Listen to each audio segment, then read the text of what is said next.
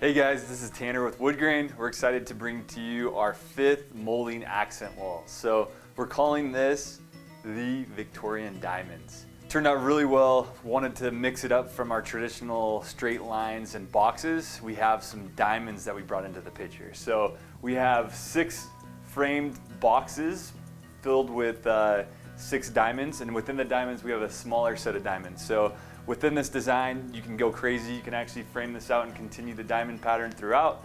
You can do 1 single diamond. We decided to go with 2, and we're gonna show you the process of how we made this work. So just like last time we talked about, there's 5 simple steps in this process. We have the planning phase, so deciding what the look is, what profiles you're gonna use, assembling what materials you're gonna use, and determining the cost of the project. Step 2 is measure. So it's always important to determine the size of the wall. So you're gonna do length of the wall by your height and determine how much space you're going to need to cover. With that, you need to do some math to determine how many molding pieces you're going to need. With this, in this stage, it's important to determine where your breaks are going to be. So if you have a very big room or if you're using shorter molding, you need to determine where your seams are going to be and what type of seams you're going to be doing, whether it be a butt joint, a scarf joint, or something in between. Get that done in that planning and measuring stage. Quick tip that will help along these lines is to determine your breaks within your room.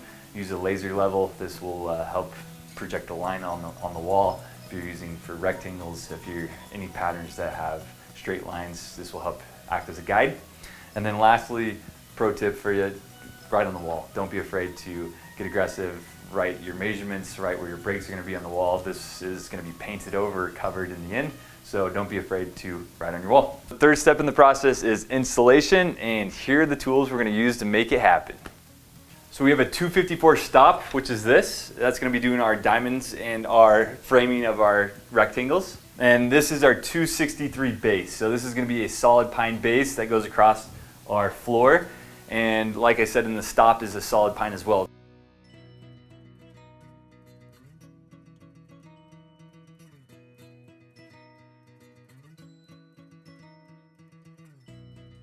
Fourth stage of this is your finishing. You want to use caulking and putty to fill all your holes and your seams with your gaps. This is really important to get a professional look and make sure that the paint is going to fill in all the gaps and really look professional. The other quick tip, cut at a 45-degree angle to get a better bead that comes off of your caulking rather than just snipping right off the top. We are also going to sand once we're done, so we're going to sand this just to get a better consistent look. We're using about 120 grit finer sandpaper, and then we'll go over and do some hand sanding as well if we need to. Don't get too crazy with your nail holes. You're gonna have to fill them and patch them in the end. Obviously you want your molding and your boards to be sticking on the wall, but don't go overboard. So quick tip with that, you can always use liquid nails to help adhere the board to the wall and use a little less nails, so you want to work so much on the finishing stage. The 5th stage of the project is our painting phase. So a few quick tips. We want to mask everything off to make sure we don't overspray. We are going to hand paint all the seams within the cracks, and then on the big panels we're actually going to spray just to get a consistent finish. And then we'll go over and potentially do 2 coats with that after we sand between the first coat.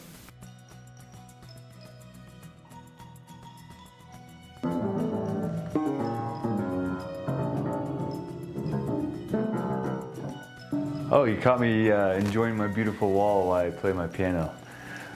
Just joking. We're just wanted to recap here. We're really excited how this wall turned out. We have a ton of other videos for inspiration as far as molding accent walls. You can check them out at our YouTube page on Woodgrain. Some quick tips and things that we learned along the way, and kind of modifications you guys can make, kind of determining your angle on how you want your diamonds to be. We went with kind of a more vertical line just to get a more of a diamond shape rather than sideways square.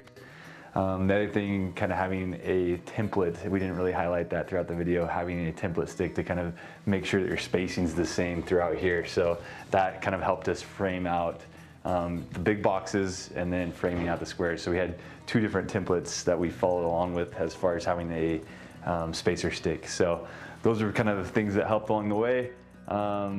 As you can see, we painted it, but you can definitely leave it stained if you want to do a stain. This would be a beautiful stain wall as well, having the backer board and solid pine moldings. But follow along, and thanks for watching.